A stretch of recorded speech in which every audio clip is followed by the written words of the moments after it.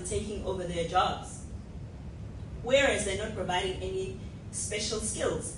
That's why the law was there.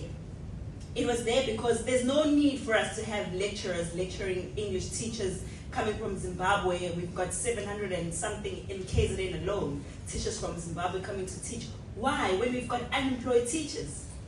You know, there's something that we mentioned also in our presentation, which is called a fair discrimination.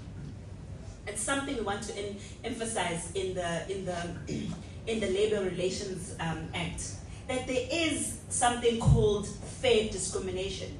Because I can't discriminate against Upriti if she's a foreign national for the sake of a South African.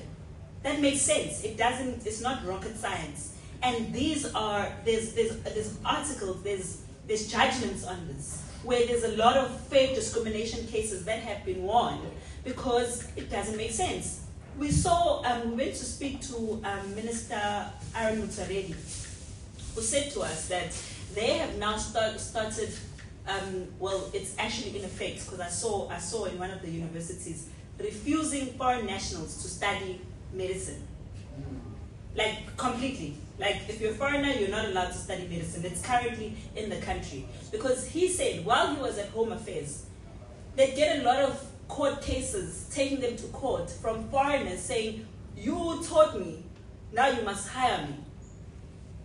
Because, I mean, it makes sense. Why would I teach you and then say, like teaching foreigners law, for example, you come and you learn law to what? Obviously, because you must practice.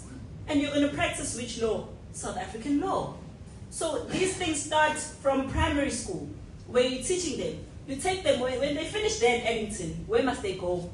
They must go to a high school, right? We're going to have the same problem. Now we must go to a high school and remove them so that we can put a South African child. It's a never-ending story. When they finish high school, where must they go?